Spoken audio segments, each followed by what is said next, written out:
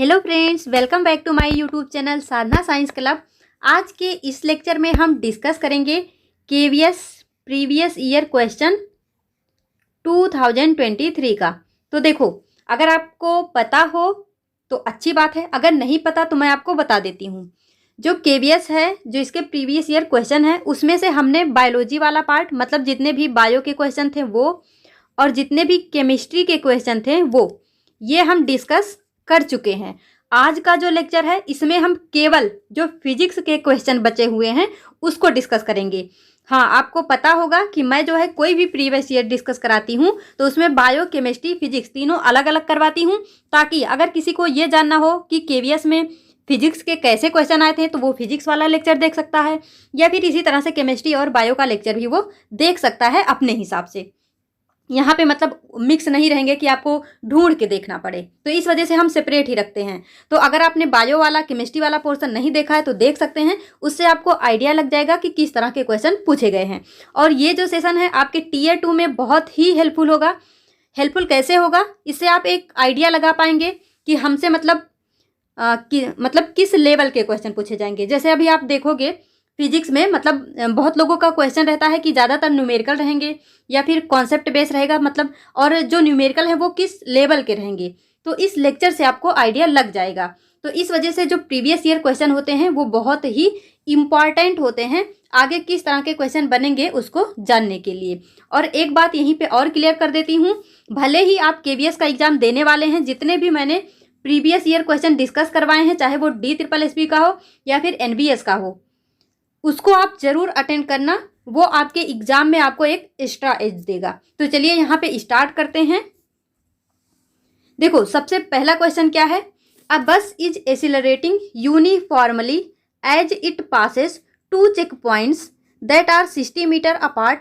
The time taken between the check point is 6 second and the speed of the bus at the second check point is 16 metre per second. The speed of the bus at the first check point is. अभी आपको इसमें कुछ भी समझ में नहीं आया होगा, और इस तरह से जब भी आप क्वेश्चन करने जाना, मतलब फिजिक्स का इस तरह से क्वेश्चन आया तो ऐसे आपको करना भी नहीं है। आप शुरू से जब पढ़ना स्टार्ट करो तो देखते चलो क्या दिया है उसको लिखते चलो। मैंने एक सांस में इसको मतलब पूरा पढ़ के इसलिए बताया कि ऐसे आपको नहीं पढ़ना है, क्योंकि आपको कुछ भी समझ नहीं आने वाला। तो देखो, जब भी फिजिक्स का क्वेश्चन आएगा कैसे करना है, सबसे पहले क्या लिखा है, a bus is accelerating uniformly. यहाँ पे यूनिफॉर्म एक्सीलरेशन दिया है, और जब भी यूनिफॉर्म एक्सीलरेशन की बात किया तो आपके दिमाग में सबसे पहले आना चाहिए कि यहाँ पे जो इक्वेशन है, जो 3 इक्वेशन दिए गए थे न्यूटन के द्वारा, वो आपको यहाँ पे लगाने हैं। फिर आगे देखो क्या है, as it passes 2 checkpoint, 2 checkpoint है जिसको वो पास कर रहा, दैट आर 60 मीटर अपार्ट। जैसे मान लो हमारे पास चेक पॉइंट है, एक है C1, एक है C2, इसके बीच की जो दूरी है वो कितनी दी गई है, 60 मीटर। बहुत ही आराम से मैं डिस्कस करवाऊंगी। हाँ, हो सकता है यहाँ पे मतलब 30-35 क्वेश्चन में 1-2 घंटे भी लग सकते हैं, लेकिन आप टाइम ड्यूरेशन पे मत जाना। आप इतना मान के चलो, मैं आपको गारंटी देती हूँ कि ये जो भी लेक्चर है ये आपके एग्जाम में बहुत ही हेल्पफुल होगा। आपको इतने सारे फॉर्मूले इसमें मिल जाएंगे, मतलब ये समझ लो कि पूरा रिवीजन हो जाएगा। भले ये 33-35 क्वेश्चन है, लेकिन पूरा का पूरा क्या हो जाएगा, आपका रिवाइज हो जाएगा। तो देखो क्या हुआ, एक्सीलरेटिंग यूनिफॉर्मली, मतलब जब यूनिफॉर्म एक्सीलरेशन दिया हो तो आपके दिमाग में आना चाहिए कि जो न्यूटन के द्वारा दिए गए मोशन ऑफ इक्वेशन थे वो यूज होंगे। फिर यहाँ पे बोल रहा है 2 चेक पॉइंट है जिसके बीच की दूरी 60 मीटर है, तो ये हमने बना लिया। अब आगे देखो, the time taken between the check point is 6 second. जो टाइम टेकन है, मतलब दोनों चेक पॉइंट के बीच में, वो 6 सेकेंड है। The speed of the bus at the second check point, मतलब यहाँ पे जब बस पहुँच रहा है तो उस समय उसकी जो वेलोसिटी है वो कितनी है, 6 मीटर पर सेकेंड है। The speed of bus at the first check point, मतलब यहाँ पे आपको क्या बताना है, स्पीड बताना है। तो इतना आपको पता होगा, जो इनिशियल स्पीड है उसको हम U से दिखाते हैं, जो फाइनल स्पीड है उसको हम V से दिखाते हैं। तो आपको V दे दिया 16 मीटर पर सेकेंड, और बीच की दूरी जिसको हम S से या फिर D से दिखा सकते हैं 60 मीटर हो गया, और इनके बीच का जो टाइम है T इक्वल टू कितना हो गया, 6 सेकेंड हो गया। तो ये आपको दिया गया है, इतना हमने जो है क्वेश्चन को पढ़ के इन्फॉर्मेशन निकाल के उसको एक जगह समराइज कर लिया। अब देखो मैं आपको यहाँ पे 4 फॉर्मूले बताने वाली हूँ। 3 तो आपको पता होगा, एक एक्स्ट्रा देखो सबसे पहला जो इक्वेशन ऑफ मोशन है v equal to u plus a t. Second क्या है आपका s equal to U T plus half a t square. आप एक काम करो, एक जो है पेज लेके बैठो और जितने भी फॉर्मूले आते जा रहे हैं उसको एक जगह लिखते चलो। एक काम आप करो, जितने भी फॉर्मूले आ रहे हैं उसको एक पेज पे लिखते चलो।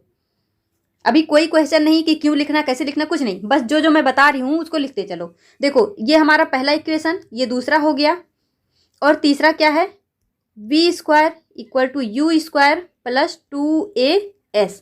ये 3 तो सबको मालूम होता है। एक और देखो s equal to u plus v by 2 और यहाँ इंटू में टी।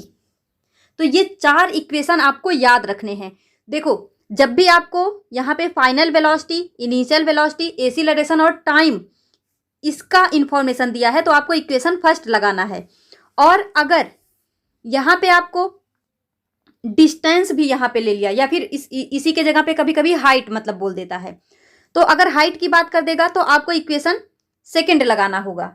लेकिन अगर हाइट की बात किया है लेकिन टाइम उसमें नहीं दिया है तो आपको इक्वेशन थर्ड लगाना है।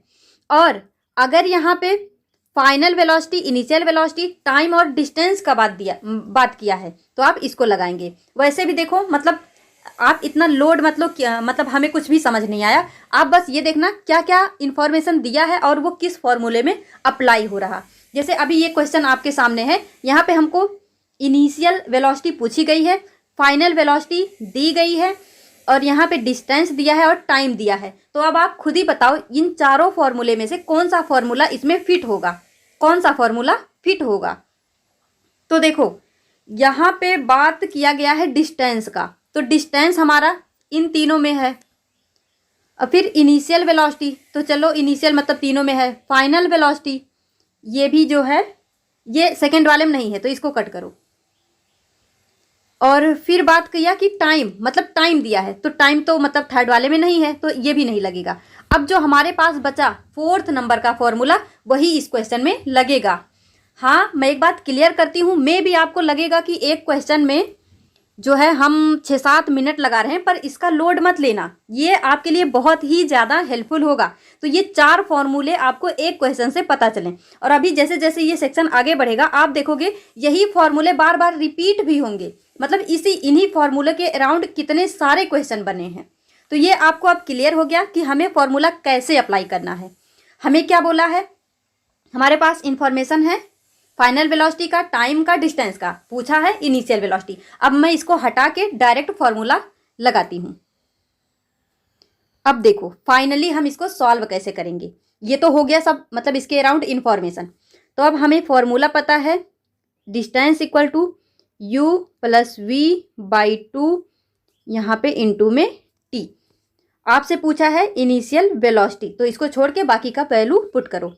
जो डिस्टेंस है 60 मीटर तो यहाँ पे रखो 60 इक्वल टू u को एज इट इज रखो, फाइनल वेलोसिटी 16 दिया है और ये 2 तो रहेगा, टाइम आपका 6 दिया है, 2 3 जा 6। अब यहाँ पे क्या करोगे 60 को इधर रखो इक्वल 3u। देखो ये यहाँ पे ऐसे है तो ये 3 जो है दोनों में मल्टीप्लाई होगा तो 3u और 16 3 जा ये होगा प्लस 48।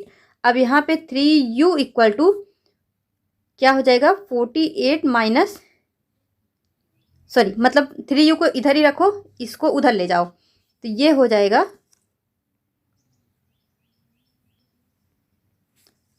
तो ये हो जाएगा आपका 60 माइनस 48 तो 3u इक्वल टू क्या हो जाएगा 12। और इसको जब कट करोगे तो ये हो जाएगा u इक्वल टू 4 और जो वेलोसिटी होता है उसका यूनिट होता है यूनिट मीटर पर सेकेंड, तो क्या हो जाएगा 4 मीटर पर सेकेंड। ये हमारा फाइनल आंसर है। अब तक मैंने जो भी बताया वो तो इन्फॉर्मेशन हो गया, लेकिन आपका जो ये क्वेश्चन है वो बस इतने से सॉल्व हो रहा। आपको फॉर्मूला पता है, उसमें आपने वैल्यू पुट किया, ये बस कुछ मतलब 45 या 50 सेकेंड का क्वेश्चन है, इससे ज़्यादा नहीं है। तो ये आपको क्लियर हुआ होगा। तो चलिए आगे देखते हैं और दूसरा क्वेश्चन। देखो, अगर किसी को हिंदी में पढ़ना है तो आराम से यहाँ पे पढ़ सकते हो। आगे देखो क्या है, an elevator is moving downward in a shaft at 4 metre per second. तो हमें क्या दिया हुआ है यहाँ पे, 4 metre per second. Metre per second किसका यूनिट है, स्पीड का। तो यानी हमको स्पीड दिया है, स्पीड दिया है 4 metre per second. When a nut from the bottom of elevator comes out and strike the bottom of shaft in 1 second, तो आपको टाइम दिया है 1 second. The height of elevator from the bottom of the shaft when the nut just fell off is, आपसे क्या पूछा है, height, कि जब मतलब वो नट गिरेगा शाफ्ट पे तो उसकी हाइट कितनी होगी। और देखो जो एक्सीलरेशन है वो कितना दिया है, 10। ये तो मतलब सबको मालूम भी होता है कि जो देखो मतलब कोई चीज़ जब नीचे की तरफ गिर रही तो वहाँ पे हम एक ही जगह जी लेते हैं, क्योंकि जी हमारा जो है वो ग्रेविटेशनल एक्सीलरेशन होता है। तो यहाँ पे एक ही जगह जी हो गया, जी इक्वल टू 10 हो गया। और इसका यूनिट क्या होता है, मीटर पर सेकेंड स्क्वायर। तो आपसे पूछा क्या है, हाइट। और देखो अब यहाँ भी यू दे दिया, मतलब इनिशियल वेलोसिटी, टाइम और ग्रेविटेशनल एक्सीलरेशन या फिर एक्सीलरेशन। और क्या पूछ रहा, हाइट। अभी जो मैंने आपको पीछे फॉर्मूला बताया उसी के बेस पे हम इसको भी सॉल्व कर सकते हैं। तो आप जो है वो चारों फॉर्मूला अपने पेज में लिखे होंगे। अब वहाँ पे पहले आप पॉज करके लेक्चर को देखो कि कौन सा फॉर्मूला हम अप्लाई कर सकते हैं उन चारों इक्वेशन में से। तो देखो आपने कर लिया होगा। अब देखो यस या फिर यहीं पे यच लिख सकते हो, इक्वल क्या हो जाएगा, यू टी प्लस हाफ ए, या फिर इसी को जी लिख सकते हो, टी स्क्वायर। तो देखो आपको यू दिया है, टी दिया है, जी का वैल्यू पता ही है, और यस या फिर हाइट आपको निकालना है तो आराम से रख लो। तो यू कितना हो गया 4, टाइम की वैल्यू 1 प्लस हाफ, जी का मान जो है यहाँ पे 10, और टी की वैल्यू कितनी हो गई 1। तो 1 का स्क्वायर तो 1 ही हो जाएगा। ये 2 5 जा 10, 4 1 जा 4, और ये प्लस है तो ये यहाँ तो पूरा 5 आ गया। 4 1 जा 4 प्लस 5 कितना हो गया 9 मीटर। तो देखो मतलब मैंने आपको क्यों बोला फॉर्मूला लिखने को, अभी आपके सामने ही है कि हमने उसी चारों में से 2 क्वेश्चन को सॉल्व किया है। एक बार जो हमारा इक्वेशन नंबर 4 था वो लगा, एक बार जो इक्वेशन नंबर 2 था वो इस क्वेश्चन में लग गया। तो इसलिए आपको फॉर्मूला साथ के साथ नोट करते जाना है, क्योंकि जो आपका एग्जाम होने वाला है वहाँ पे इन्हीं फॉर्मूलों के अराउंड जो है क्वेश्चन आएगा। तो यहाँ पे हमारा राइट आंसर क्या हो जाएगा, 9 मीटर। नेक्स्ट क्वेश्चन देखते हैं। देखो हिंदी में अगर किसी को पढ़ना है तो साथ साथ हिंदी वाला पोर्शन है आप पढ़ सकते हो। नेक्स्ट क्वेश्चन है, a ball after falling from rest under the influence of gravity from 4 second. क्या है, a ball after falling from rest. अब देखो एक तो बॉल है, क्या कर रहा है, फॉल कर रहा है, और कहाँ से, फ्रॉम रेस्ट। केवल वैल्यू पे ही मत जाना कि 4 सेकेंड टाइम दे दिया, 2 सेकेंड मतलब टाइम का बात कर लिया, ऐसे नहीं जाना है। और भी यहाँ पे देखो जैसे मैंने फर्स्ट क्वेश्चन में बताया कि यूनिफॉर्मली बोला था तो इस वजह से वहाँ पे इक्वेशन ऑफ मोशन लगा। तो वैसे ही यहाँ देखो a ball after falling from rest बोला है। जब भी कोई चीज़ रेस्ट से गिर रहा है तो इसका मतलब ये है कि जो हमारा इनिशियल वेलोसिटी है वो क्या होगा, 0 होगा। मतलब पहले वो रुका था उसके बाद से उसको फॉल कराया गया है। तो इस मतलब जहाँ भी ये बोले कि कोई चीज़ ड्रॉप किया गया या फिर रेस्ट से स्टार्ट किया गया या फिर रिलीज किया गया, तो वहाँ पे हम ये मानते हैं कि जो इनिशियल उसका स्पीड है वो क्या है, 0 है। इनिशियल स्पीड क्या है, 0 है। क्यों, क्योंकि वो पहले रेस्ट में था उसके बाद उसको चलाया गया या फिर गिराया गया। तो क्या है, influence of gravity for 4 second. अब यहाँ पे देखो टाइम क्या है, 4 second on a horizontal glass plate because of collision the ball loses 3/4 of its velocity. मतलब कोई बॉल है वो एक हॉरिजॉन्टल ग्लास प्लेट पे क्या किया गया, गिराया गया है, और जब वो यहाँ पे क्या करता है, कोलाइड करता है, मतलब यहाँ पे टकराता है, तो इसका 3/4 ऑफ वेलोसिटी क्या हो गया, लूज हो गया। If the ball reaches the ground 2 second after the collision the height of glass plate above the ground will be. आपसे बोल रहा हाइट क्या होगा। तो देखो अब यहाँ पे सबसे पहले आपको इनिशियल वेलोसिटी 0 दी गई है और टाइम 4 सेकेंड दिया गया है, तो आप फाइनल वेलोसिटी निकाल सकते हो। अब फिर से यहाँ पे देखो इक्वेशन ऑफ मोशन ही लग रहा, v equal to u plus, अब देखो गिरने की बात हुई है मतलब ग्रेविटी की बात हुई तो एक ही जगह जी लिख सकते हो, तो यू v बराबर यू प्लस ए टी या फिर v बराबर यू प्लस जी टी। अब यहाँ पे जो u है वो तो 0 है क्योंकि रेस्ट से गिर रहा, और g का मान कितना होता है 10 और टाइम कितना है 4। तो जो फाइनल वेलोसिटी है वो कितना हो जाएगा 40 मीटर पर सेकेंड। मतलब जब हमने बॉल को ड्रॉप किया इनिशियल वेलोसिटी तो 0 थी, लेकिन जैसे जैसे वो नीचे आता गया उसने कितना स्पीड पकड़ लिया 40 मीटर पर सेकेंड। मतलब इसका जो फाइनल स्पीड है वो 40 मीटर पर सेकेंड हो गया। तो अब बोल रहा कि कोलिजन के बाद because of collision the ball loses 3/4 of its velocity. इसके वेलोसिटी का 3/4 पार्ट क्या हो गया लूज हो गया, लॉस हो गया। अब इसको कैसे निकालोगे, मान लो कोई चीज 1 थी उसमें से 3/4 लॉस्ट हो गया, मतलब 3/4 माइनस हो गया। तो देखो 4 1 जा 4 माइनस 3 अपान 4 कितना हो गया 4 1 जा 4, 4 में से 3 गया 1/4। मतलब इतनी ही वेलोसिटी यहाँ पे बची। एक में से जब 3/4 लूज हो गया तो कितना बचा 1/4 बचा। तो ये क्लियर हुआ। तो देखो वेलोसिटी कितना आया 40, तो 3/4 भाग क्या हो गया लूज हो गया, बचा कितना 1/4। तो देखो 40 का 1/4 बचा है, 40 का 1/4, तो ये कितना हो गया 10, कितना हो गया 10। मतलब ये इसका यहाँ पे वेलोसिटी कितना रह गया 10। तो अब क्या हुआ, if the ball reaches the ground 2 second after the collision, मतलब after the collision the ball reaches the ground 2 second the height of glass plate. तो हाइट अब निकालना है, तो आपका जो यहाँ पे वेलोसिटी है वो कितना हो गया 10। तो बोल रहा है कि 2 सेकेंड में ग्राउंड तक जाती है, तो यस मतलब आपको हाइट बताना ना, तो यस या फिर H equal to U T plus half G T square. तो एस इक्वल टू 10, यहाँ पे टाइम कितना है 2 प्लस हाफ 10, यहाँ पे 2 का स्क्वायर। जी की वैल्यू अगर आपको नहीं भी दिया है तो आप हमेशा ही 10 लेके चलेंगे। 9.8 कभी कभी लिख के देगा तब भी आप जो है 10 ही लेना।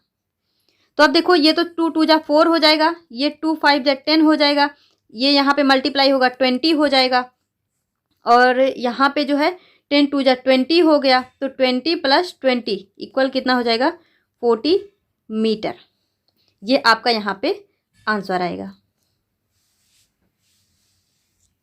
तो ये क्वेश्चन भी आपको क्लियर होगा। मतलब हमने इक्वेशन ऑफ मोशन के ही बेसिस पे कितने क्वेश्चन कर लिए 3, मतलब उसी 4 फॉर्मूले के अराउंड ही ये अभी तक का टॉपिक सब चल रहा है। कभी किसी क्वेश्चन में एक ही फॉर्मूले से काम चल जाएगा, कभी कभी एक ही क्वेश्चन में 2 फॉर्मूले का यूज करना पड़ सकता है। जैसे इसमें देखो सबसे पहले हमने v equal to u plus g t लगाया, उसके बाद s equal to U T plus half t square लगा दिया। तो ये भी क्लियर होगा, हिंदी में भी पढ़ सकते हो। नेक्स्ट क्वेश्चन देखो, softness of a sound wave is determined by its.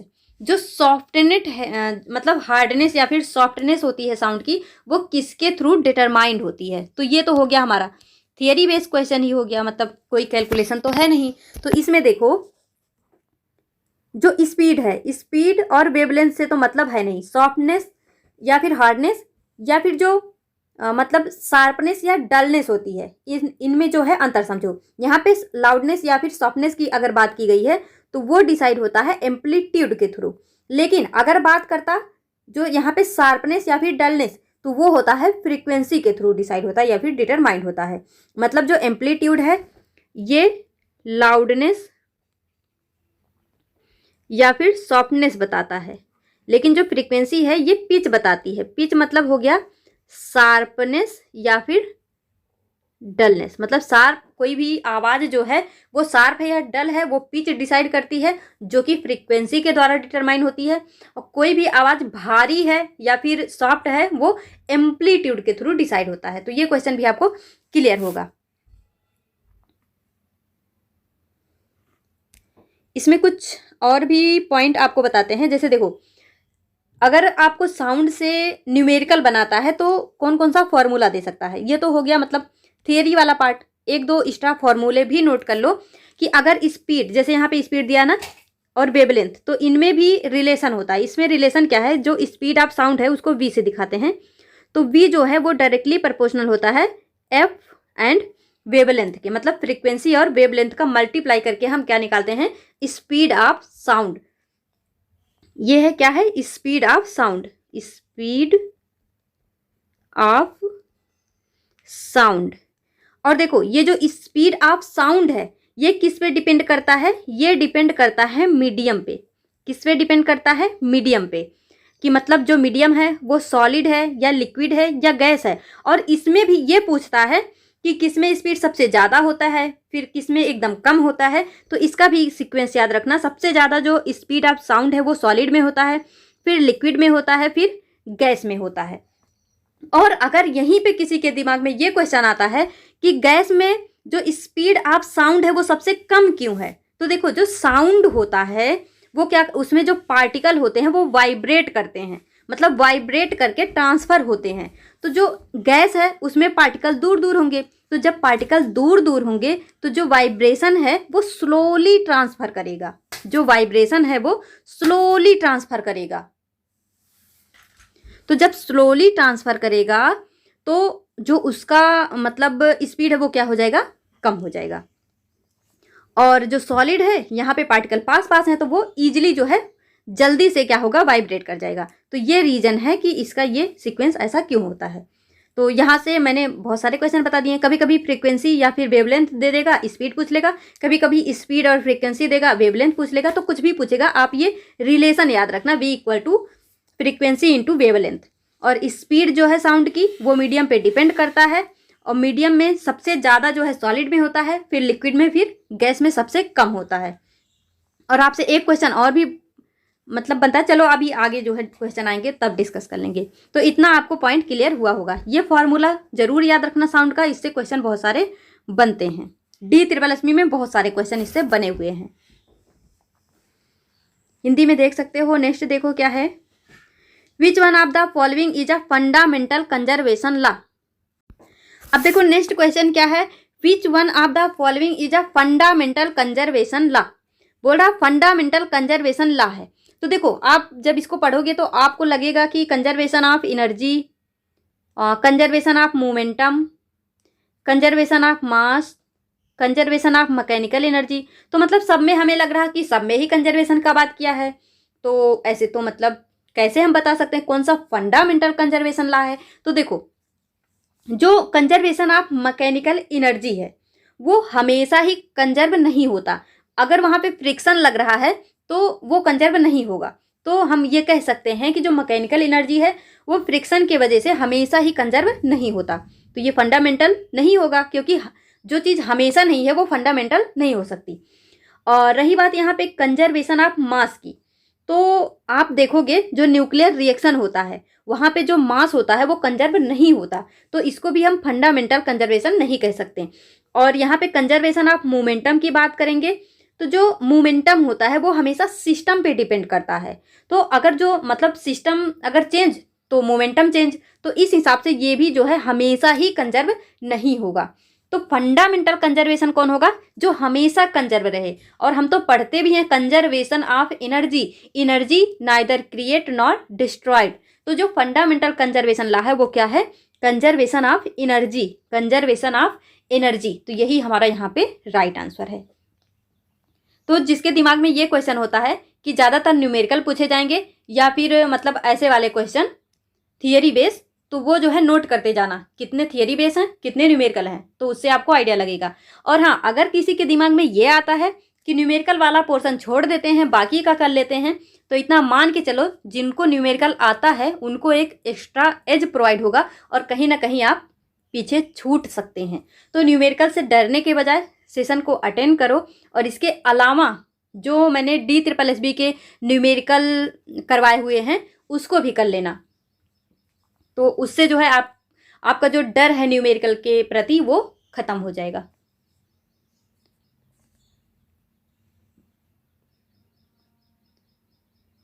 देखो इस वीडियो के नीचे मैं 4 लेक्चर का वो पिन कर दूंगी, मतलब 4 लेक्चर है उसका लिंक लगा दूंगी, उसको जरूर देख लेना। उतने से आपको जो फिजिक्स के फॉर्मूले हैं वो पूरी तरह से रिवाइज हो जाएंगे, और जो न्यूमेरिकल है वो पूरी तरह से रिवाइज हो जाएगा।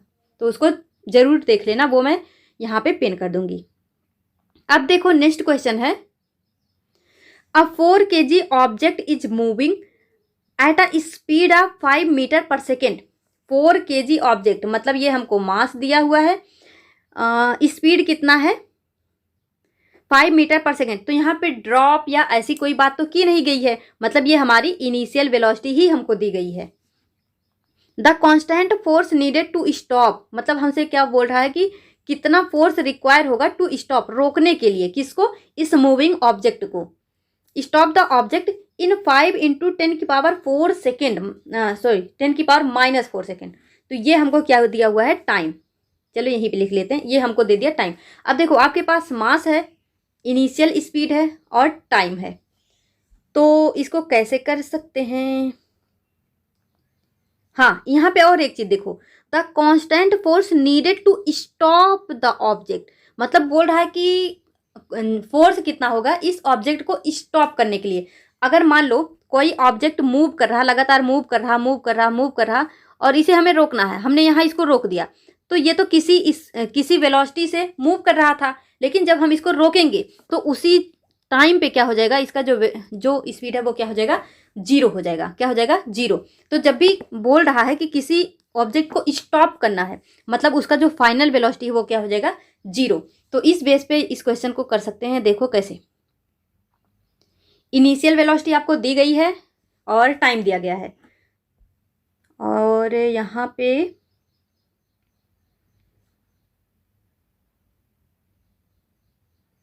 फोर्स पूछा है, तो जो फोर्स और यहाँ पे मास दिया गया है, तो फोर्स इक्वल टू ma होता है। तो ये तो हमें पता है, फोर्स इक्वल टू ma, मतलब अगर हमसे फोर्स पूछा है तो हम वहाँ पे ये फॉर्मूला लगा सकते हैं।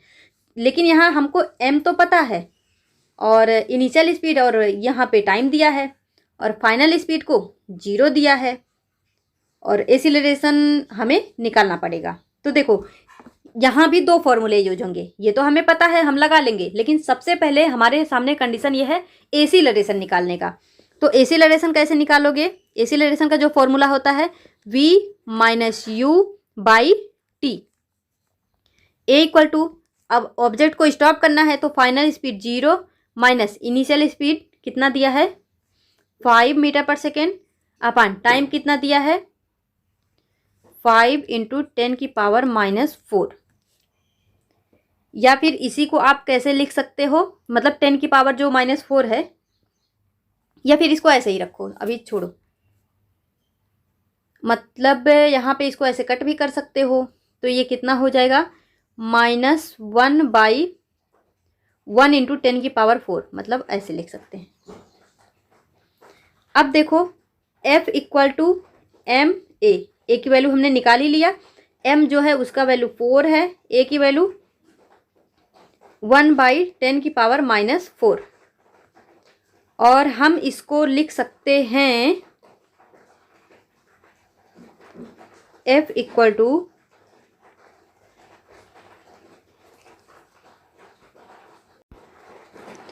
F equal to 4 × 1/10⁻⁻⁴।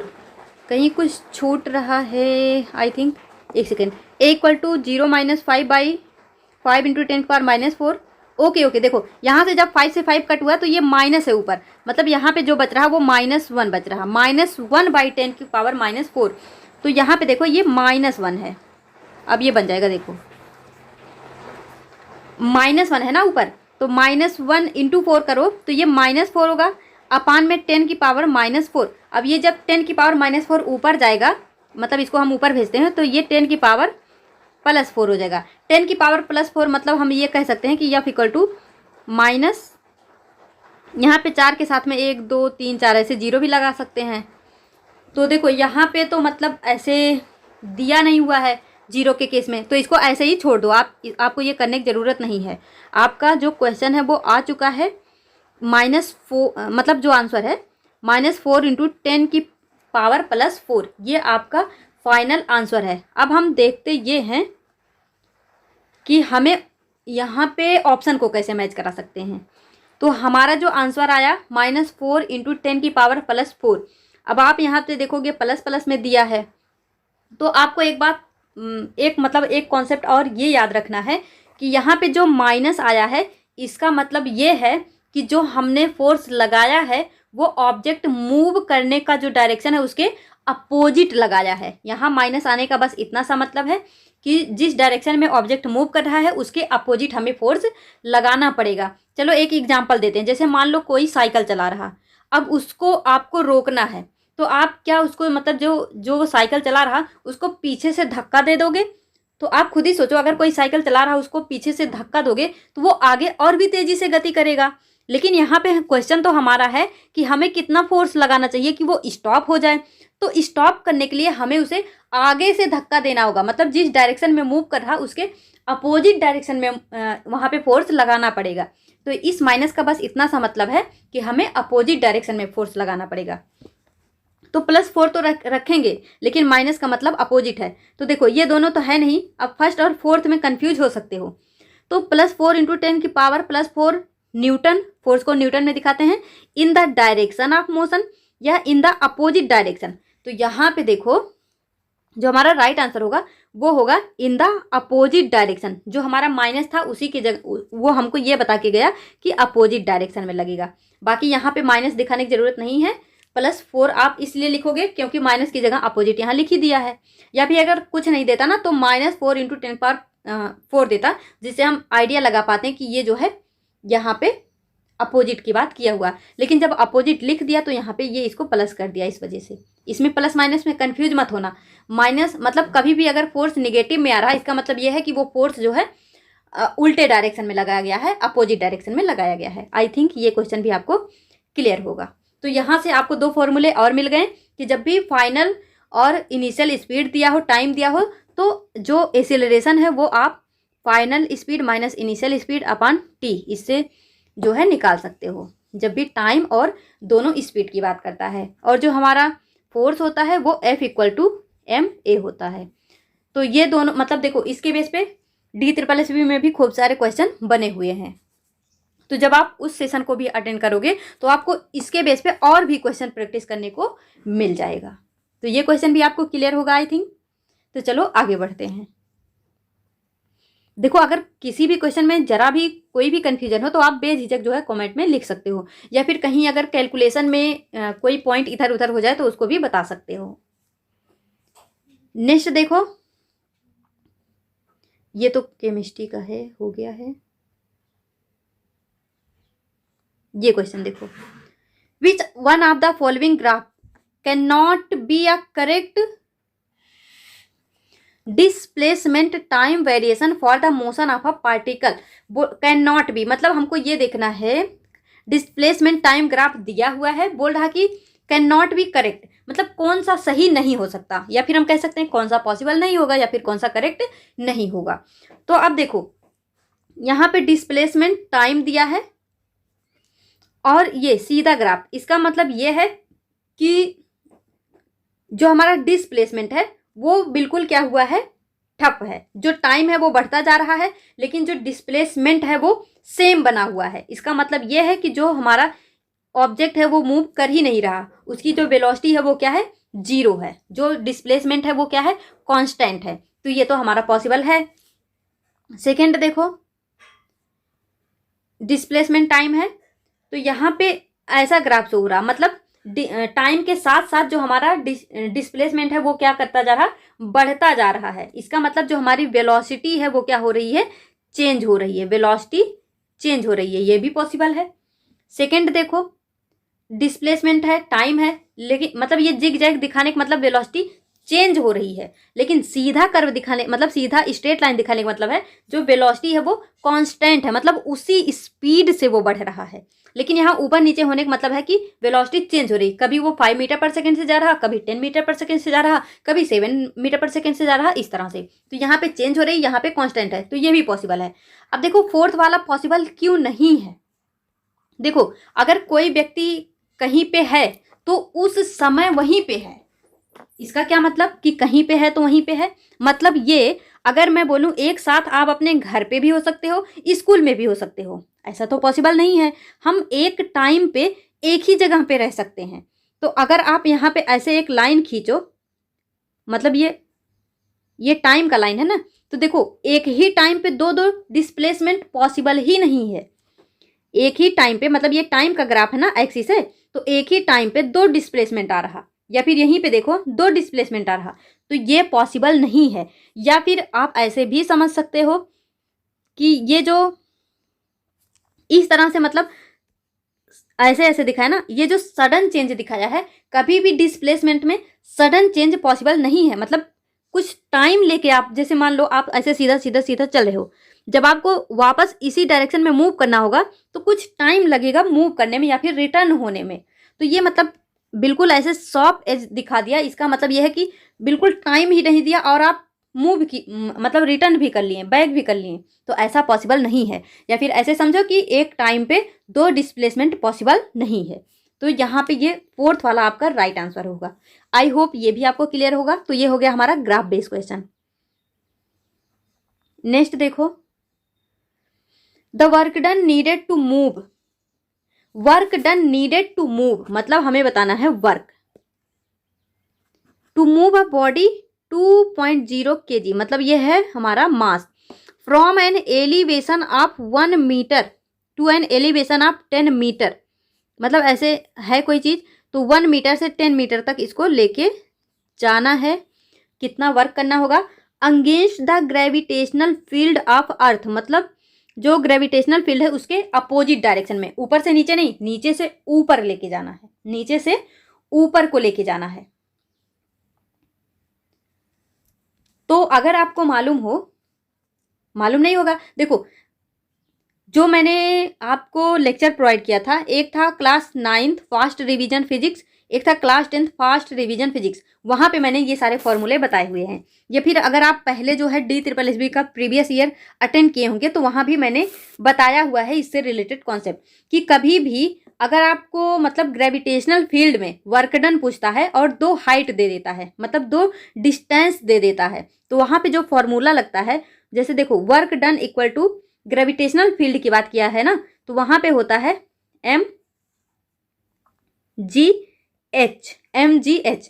अगर ग्रेविटेशनल फील्ड में वर्क डन की बात आएगी और दो डिस्टेंस दिया होगा और मास दिया होगा, तो वहां पे W equal to mgh formula use किया जाता है। और यहाँ पे देखो मास तो दिया है, ग्रेविटेशनल फील्ड हमेशा 10 होता है, और हाइट, अब आप सोचोगे हाइट तो 2 दिया है, तो यहाँ पे हम क्या करते हैं, मतलब ये डेल h होता है, मतलब चेंज इन हाइट, तो W इक्वल टू mg, ये होगा h2 माइनस h1, तो m की वैल्यू 2, g की वैल्यू 10, h2 है हमारा 10, h1 है हमारा 1, तो 10 में से 1 गया 9, तो 2 मतलब 2 10 20 इंटू 9, तो ये हो गया 180। और वर्क डन पूछा तो वर्क को हम किस में दिखाते हैं, जूल में, तो 180 जूल, ये आपका राइट आंसर होगा। इस पे बेस DSSB में भी खूब क्वेश्चन पूछे गए हैं। कभी कभी डायरेक्ट इस पे ही पूछ लेता, कभी कभी दो फॉर्मूले को हमें मर्ज करना पड़ता है जिस हिसाब से वो यहाँ पे मतलब वैल्यू दिया हुआ हो। तो ये क्वेश्चन भी आपको क्लियर होगा आई थिंक। नेक्स्ट क्वेश्चन देखो क्या है, देखो हिंदी में पढ़ना चाहो पढ़ सकते हो आराम से।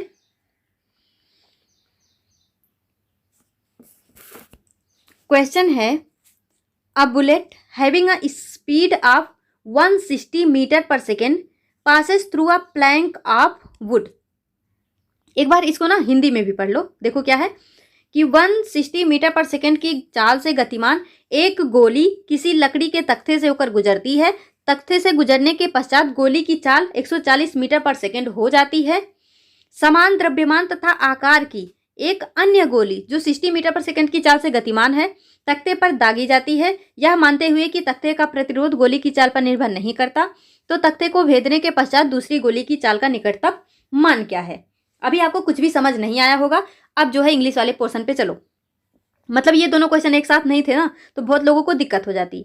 तो अब मैं आपको यहाँ पे इसको अच्छे से समझाती हूँ डायग्राम के थ्रू। बोल रहा है एक बुलेट है, मतलब बुलेट मतलब इस तरह से गोली है,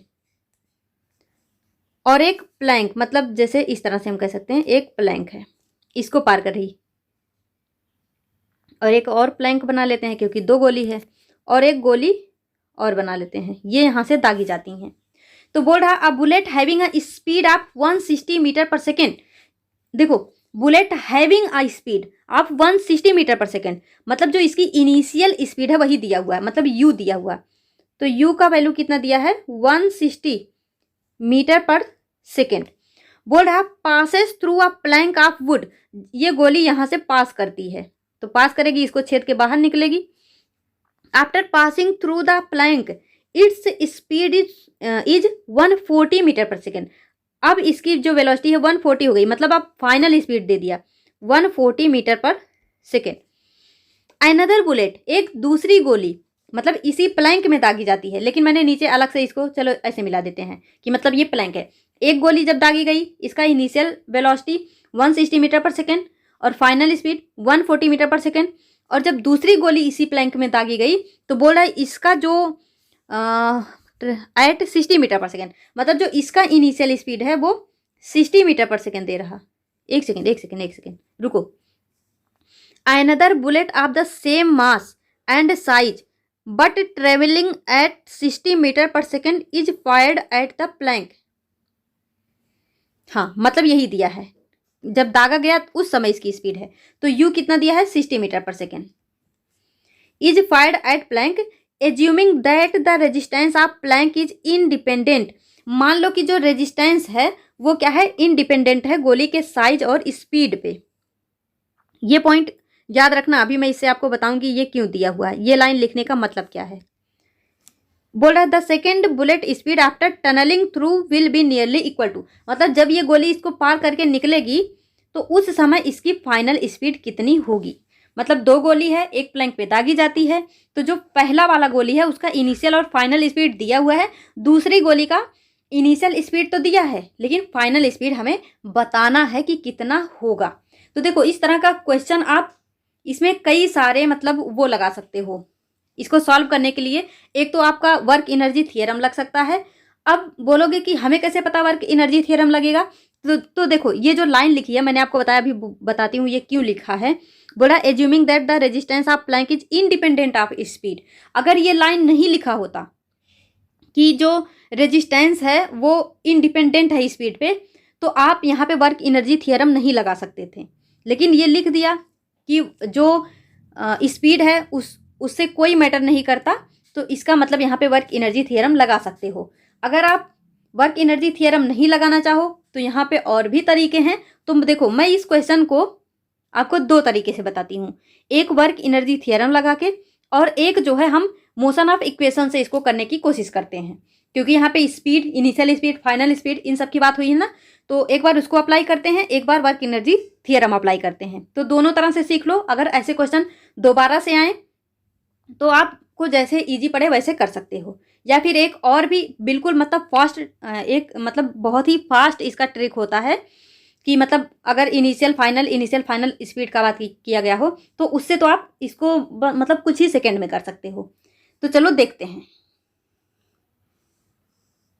सबसे पहले यहाँ पे हम लगाते हैं work energy theorem, WET work energy theorem. ये भी मैंने जो है फास्ट रिवीजन में बताया हुआ है इसका फॉर्मूला। तो देखो यहाँ पे जो वर्क एनर्जी थ्योरम है, sorry, work done equal to delta KE होता है, डेल्टा KE, और K इक्वल होता है हाफ mv², लेकिन यहाँ पे चेंज इन वेलोसिटी है तो इसलिए u1² minus v1², half m u2² minus v2²। ये आपके सामने फॉर्मूला है वर्क एनर्जी थ्योरम का। तो देखो अब यहाँ पे क्या है, मास से मास कट जाएगा, मास दिया भी नहीं है तो दोनों तरफ मास है तो ये कट गया, और यहाँ पे हाफ हाफ भी कट जाएगा। अब हमारे सामने क्या बचा, u1 square minus v1 square equal to u2 square minus v2 square. अब आपको u1 दिया है, v1 दिया है, u2 दिया है, v2 पूछा है, तो आराम से कर सकते हो। तो मैं आपको मतलब डायरेक्ट बताती हूँ, v1 कितना है 160, तो इसका स्क्वायर माइनस v1 140, तो इसका स्क्वायर देखो 160 150 और यहाँ पे 60, तो u2 कितना है 60 स्क्वायर माइनस v2 हमसे पूछा है। अब आप जब इन सबको सॉल्व करोगे, मतलब देखो 16 का स्क्वायर जब करोगे 256 आता है, और जीरो है तो उसका भी डबल जीरो हो जाएगा। 14 का 196 होता है। आपको यहाँ पे एक चीज़ और याद रखना है, 1 से लेके 20 तक या 1 से लेके 30 तक आपको वो जो स्क्वायर होता है उसकी वैल्यू डायरेक्ट याद रखनी है।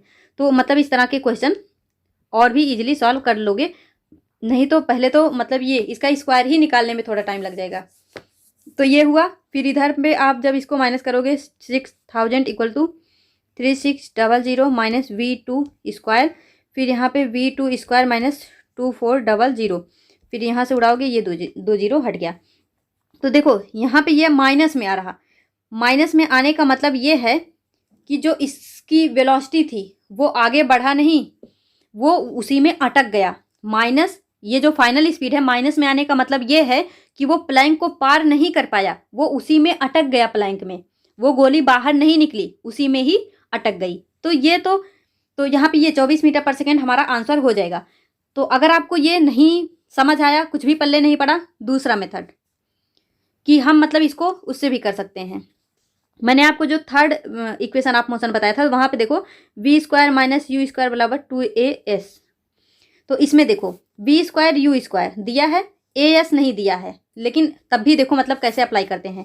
पहली जो बुलेट है उसका जो फाइनल स्पीड है वो 140 है, तो 140 स्क्वायर माइनस, और इसका initial speed 160 square equal 2as, इसको डायरेक्ट रखो। तो जब इसका स्क्वायर करके इसको करके करोगे, अभी देखो हमने निकाला था ना, तो अब यहाँ पे 140 में से 160 को घटाना है, तो मतलब ये माइनस 6000 हो जाएगा। अभी हमने पीछे निकाला था इसलिए मैं डायरेक्ट कर रही हूँ। तो 2as की वैल्यू माइनस 6000 आया। अब दूसरी गोली के लिए जब यही फॉर्मूला लगाओगे, v square minus you square बराबर 2as, तो देखो यहाँ पे ये वाली वेलोसिटी पूछी है, तो और u जो है उसका मान कितना दिया है, ये 60 दिया है, तो v स्क्वायर माइनस 60 स्क्वायर बराबर 2as। अब ये जो 2as है यहाँ पे इसकी वैल्यू माइनस 6000 है, वो यहाँ पे डायरेक्ट रख दो। क्या रखोगे, माइनस 6000, इसको हटा दो, इसी के जगह पे हमने माइनस 6000 रखा। अब जो है v स्क्वायर बराबर ये 60 का स्क्वायर, तो इसका मतलब ये माइनस 6000 है, तो जब ये इधर जाएगा ये प्लस में हो जाएगा, तो 36 मतलब ये हो जाएगा 3600 माइनस यहाँ पे 6000, तो ये होगा माइनस 2400, तो v स्क्वायर। अब फिर से यहाँ पे v इक्वल टू माइनस 40, मतलब ये 24 आ जाएगा, और माइनस का मतलब ये है कि ये स्पीड वहीं पे अटक गई, नॉट पॉसिबल, मतलब ये जो है पॉसिबल ही नहीं है कि उस प्लैंक से बाहर निकल पाए, तो माइनस का मतलब ये है कि उसी में अटक गई। तो इससे भी आप कर सकते हो। अब थर्ड जो है, जो आप बहुत ही इजीली लगा सकते हो, मतलब कुछ ही सेकंड में आपका क्वेश्चन बनेगा, वो ये है कि, लेकिन देखो कंडीशन याद रखना, ये जो भी मैंने आपको बताया ये तभी लगेगा जब आपको यहाँ पे जो रेजिस्टेंस है प्लैंक के द्वारा वो उसके स्पीड या फिर साइज पे डिपेंड ना करे, तभी ये तीनों ही तरीके लगेंगे। तो यहाँ पे आपको क्या देखना है, जैसे आपको U2 दूसरी गोली जो थी उसका मान दिया था, और जो पहली गोली थी उसके दोनों वैल्यू दिए थे, और दूसरी गोली का फाइनल स्पीड बताना था। तो देखो जो U2 है, मतलब जो दूसरी गोली का वेलोसिटी है जो दिया गया है, वो अगर छोटा होगा पहली गोली के इनिशियल स्पीड के स्क्वायर माइनस फाइनल स्पीड के स्क्वायर से, अगर ये छोटा हुआ इससे, तो इसका मतलब ये है कि ये गोली उसी में अटक जाएगी, पार नहीं हो पाएगी, और अगर ये ग्रेटर हुआ तो पार हो जाएगी। तो यहाँ पे जब आप u1 का स्क्वायर, v1 का स्क्वायर और u2, मतलब ये तीनों ही वैल्यू दिए गए हैं आपको, जब आप वैल्यू पुट करोगे तो u2 तो 6 है, मतलब 6 36 ये आएगा, और u1 16, तो 256 डबल जीरो, और V1 जब 100 मतलब 14 का करोगे 196, जीरो का डबल जीरो। तो इस तरह से 3600 और यहाँ पे ये -6000 ऐसे। तो ये वैल्यू मतलब जो है, एक सेकेंड, ये माइनस नहीं आ सकता, मतलब ये प्लस आएगा। ये बड़ी है ना, ये बड़ी, ये छोटी, तो ये 6000 होगा, अदरवाइज ये छोटी हो जाएगी। तो देखो ये वैल्यू कम है इससे, तो यहाँ इसका मतलब ये है कि ये इसी में अटक जाएगी, और जो सबसे मिनिमम वेलोसिटी है वही यहाँ पे इसका आंसर हो जाएगा। तो इस तरह से इस क्वेश्चन को आपको मैंने 3 तरीके बताए, कैसे भी करके आप इसको कर सकते हो। तीसरे वाले में बस ये है, आपको मतलब जो एकदम नेग्लेजिबल वेलोसिटी दी होगी उसी को आंसर में टिक करना होगा। यहाँ पे जीरो भी दे सकता है तो जीरो लगा सकते हैं, लेकिन जीरो नहीं दिया है तो जो सबसे लेस वैल्यू होगी उसी पे टिक करना होगा। हिंदी में तो बता ही दिया था पढ़ के। अब नेक्स्ट देखो,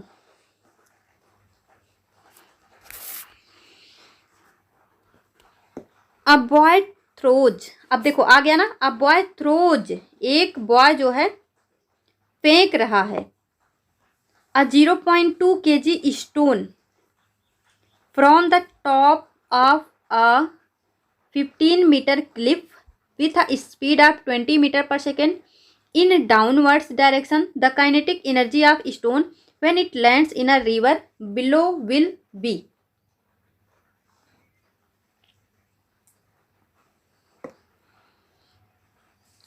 बोल रहा है कि एक बॉय है जो कि थ्रो कर रहा, फेंक रहा है किसी स्टोन को, और स्टोन का जो मास है, आपने हिंदी में पढ़ लिया होगा, इसको थोड़ा सा नीचे करती हूँ ऐसे, ताकि हम यहीं पे वैल्यू इसका लिख सकें, मतलब जो मान दिया है। तो ये क्या दिया हुआ है, मास दिया हुआ है। From the top of a 15 metre cliff with a speed of 20 metre per second. जो यहाँ पे स्पीड दिया है वो क्या है आपका, 20 मीटर पर सेकेंड। ये जो फाइनल वेलोसिटी होगी, थ्रो कर रहा, फेंक रहा, मतलब उसका जो इनिशियल स्पीड है वो 0 होगा पहले, तो फाइनल जो है वो 20 metre per second in downward direction, मतलब नीचे की साइड में। काइनेटिक एनर्जी पूछा है, तो काइनेटिक एनर्जी का फॉर्मूला चलो इसको भी अपने पेपर में नोट करो, K E equal to half m v square. ये आपको मालूम होगा, हाफ एम की वैल्यू 0.2, वी की वैल्यू 400, मतलब 20 का स्क्वायर 400। तो यहाँ पे आप इसको ऐसे नीचे बढ़ा सकते हो, एक जीरो से एक जीरो उड़ गया, 2 से 2 उड़ गया, कितना आ गया 40 जूल। तो ये आ गया आपका काइनेटिक एनर्जी। अब बोल रहा है kinetic energy of the stone when it lands in a river, मतलब ऊपर से फेंका गया है नीचे के डायरेक्शन में, मतलब स्टोन को ऊपर से नीचे फेंका गया है एक नदी में, तो काइनेटिक एनर्जी पूछा है। तो जब भी किसी भी चीज़ को ऊपर से नीचे फेंका जाएगा काइनेटिक एनर्जी में, तो जो फाइनल काइनेटिक, देखो एक तो इनिशियल, मतलब देखो इसको समझो कि जब भी यहाँ से स्टोन को फेंका जाएगा तो जैसे जैसे ये नीचे आता जाएगा इसकी स्पीड बढ़ती जाएगी, स्पीड बढ़ती जाएगी, नीचे में स्पीड सबसे ज़्यादा होगी। तो जो इनिशियल स्पीड होगा वो तो ये हो गया, और जो फाइनल स्पीड है वो बढ़ता जाएगा। तो यहाँ पे इसको बढ़ाएगा कौन, इसकी पोटेंशियल एनर्जी, या फिर इसको आप ऐसे याद रखो कि जो काइनेटिक एनर्जी फाइनल होगा, मतलब डायरेक्ट ऐसे याद रखो कि जब भी किसी भी चीज़ को, किसी भी ऑब्जेक्ट को ऊपर से नीचे फेंका जाएगा तो इसकी जो काइनेटिक एनर्जी होती है फाइनली, वो इनिशियल काइनेटिक एनर्जी मतलब KEI, और यहाँ पे plus plus plus plus potential energy. Potential energy बराबर होता है mgh, मतलब जो हाइट की वजह से एनर्जी आती है। तो जो काइनेटिक एनर्जी है वो तो 40 आया, प्लस mgh, m की वैल्यू 0.2 इंटू जी की वैल्यू 10, और हाइट कितना दिया है 15 मीटर ऐसे। और यहाँ पे जब इसको मतलब ये पॉइंट हटाओगे ये 0 हट जाएगा, तो 15 टू जा 30, ये आ गया आपका। तो 40 + 30 इक्वल टू 70 जूल, यही आपका जो है फाइनल काइनेटिक एनर्जी होगा। तो इस क्वेश्चन में आपको बस इतना याद रखना है, एक तो काइनेटिक एनर्जी का formula K equal to half M B square, potential energy का formula PE equal to mgh, और यहाँ पे ये याद रखना है कि जब भी किसी भी ऑब्जेक्ट को ऊपर से नीचे फेंका जाएगा, kinetic energy final equal to kinetic energy initial plus potential energy. तो इस तरह से इस क्वेश्चन को आप सॉल्व कर सकते हैं। आई थिंक ये भी आपको क्लियर हुआ होगा। जो भी कॉन्सेप्ट है, जैसे अभी मैंने बताया कि जब भी किसी भी ऑब्जेक्ट को ऊपर से नीचे फेंका जाएगा तो वहाँ पे kinetic energy final equal to kinetic energy initial plus mgh होता है। तो इसको आप लिख लेना अपने ही लैंग्वेज में, और ये दोनों फॉर्मूला जरूर लिख लेना। ये mgh होता है Pe इक्वल, तो ये भी आपको क्लियर हुआ होगा। नेक्स्ट क्वेश्चन देखो क्या है।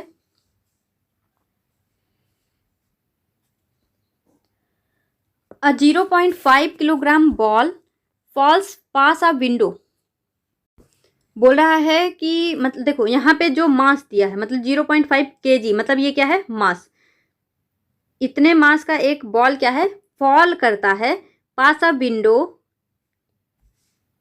Whose top is 1.8 metre. Top मतलब इसकी हाइट दी गई है, मीटर से वैसे भी समझ लो हाइट या डिस्टेंस।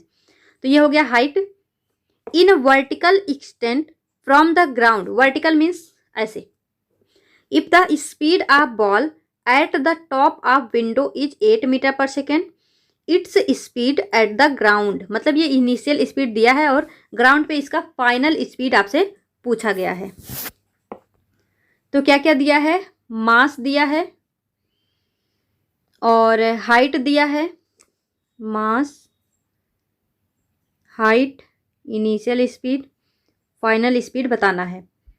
तो अगर यहाँ पे मास नहीं भी होता तो हाइट है और यू है और जी की वैल्यू पता ही होती है, तो यहाँ भी हम इक्वेशन ऑफ मोशन लगा सकते हैं।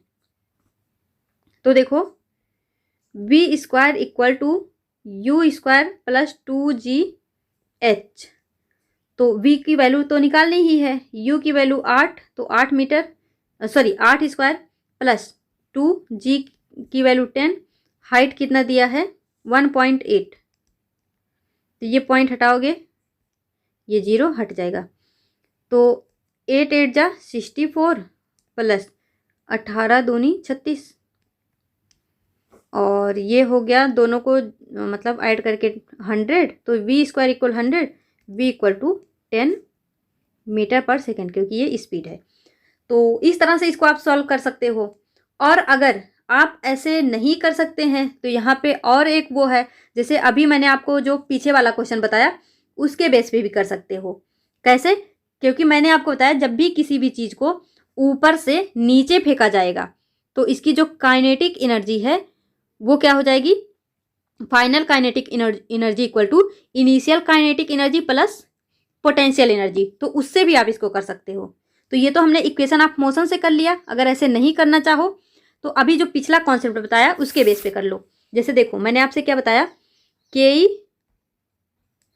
फाइनल इक्वल टू के इनिशियल प्लस mgh। के फाइनल को कैसे लिखोगे, हाफ एम, अरे यार, वी स्क्वायर इक्वल, ये देखो फाइनल काइनेटिक एनर्जी है ना, तो फाइनल स्पीड लेंगे, और इनिशियल है तो half m u square plus यहाँ पे एम का मतलब चलो अभी वैल्यू रख लेंगे mgh। अब यहाँ से हाफ, रुको पहले यहाँ से एम से एम उड़ गया, और ये जो हाफ है उसको इधर लाओ तो हाफ यहाँ भी आएगा, हाफ यहाँ भी आएगा, ये हाफ से हाफ उड़ गया।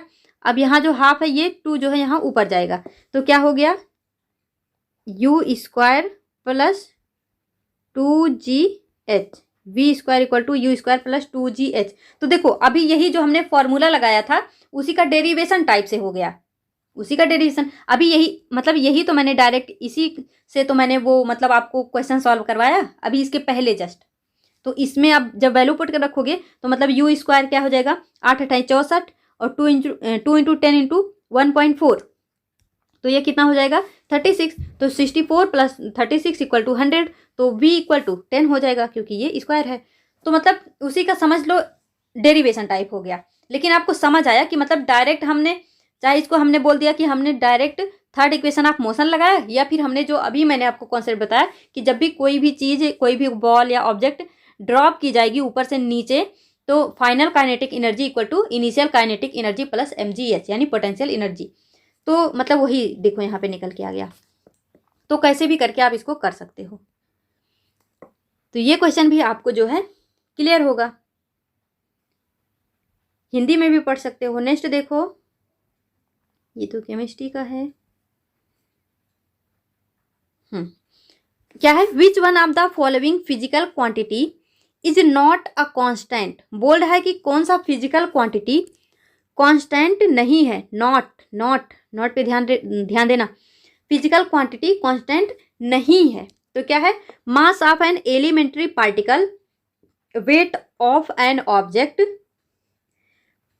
Permittivity of vacuum, speed of light in free space.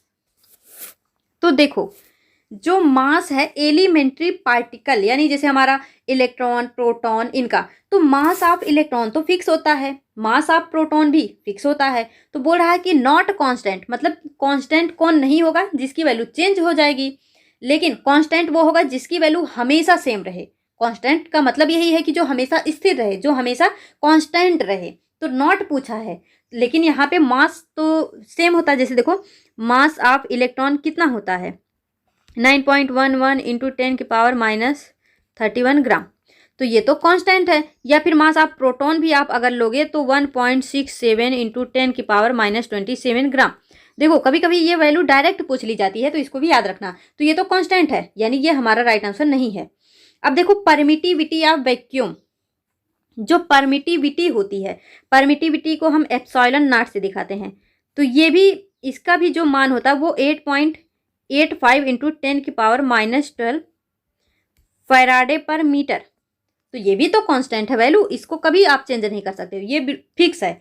तो ये भी हमारा क्या है, कांस्टेंट नहीं है। अब अगर बात करते हैं यहाँ पे speed of light in free space, तो ये भी सबको पता होगा, इसको सी से दिखाते हैं, और सी equal to 3 into 10⁸ metre per second. तो ये भी कांस्टेंट है। लेकिन अब अगर यहाँ पे बात करोगे वेट की, वेट, तो जो वेट होता है, weight equal to mass into gravitational acceleration.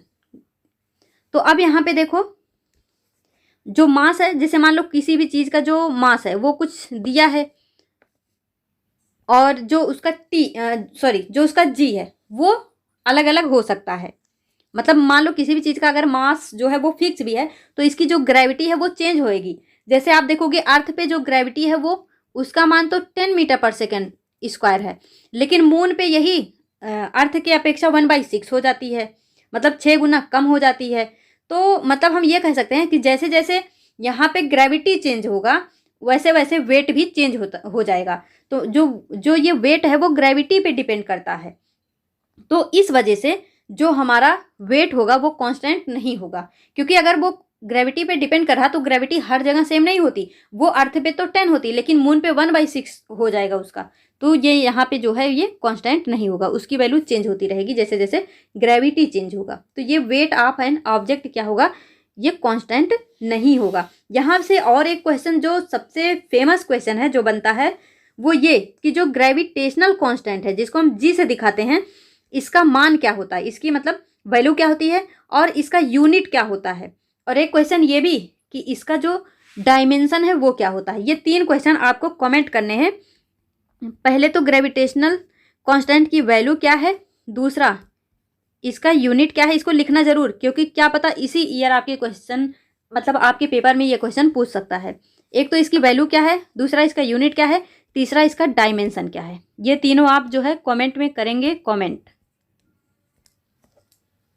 तो ये तीनों ही आपको बताने हैं, और मतलब ऐसे ही नहीं बोल रही हूँ कि पूछ सकता है। ये जो है DSSB में कभी इसका वैल्यू पूछता है, कभी यूनिट पूछता है, कभी डायमेंशन पूछता है, मतलब वो अदल बदल के पूछता रहता है। तो इसमें कोई दो राय नहीं है कि ये KBS में नहीं पूछ सकता, बिल्कुल पूछ सकता है। तो आप इसका वैल्यू, यूनिट, डायमेंशन तीनों ही अच्छे से जो है कॉमेंट कर देना। नेक्स्ट क्वेश्चन, चलो इस लेक्चर को हम यहीं तक रखते हैं, और इसके आगे जो है उसको हम नेक्स्ट पार्ट में कंटिन्यू करेंगे। तो आई होप अभी तक हमने जितने भी क्वेश्चन डिस्कस किए हैं वो सभी आपको बहुत ही अच्छे से क्लियर हुआ होगा। अगर किसी भी क्वेश्चन में जरा भी कन्फ्यूजन है तो आप कमेंट में लिख सकते हैं, मैं बिल्कुल उसे क्लियर करूँगी। और अपना फीडबैक देना मत भूलना। इस वीडियो में यहीं तक, मिलेंगे अपने नेक्स्ट वीडियो में। तब तक के लिए all the best, be happy, be positive.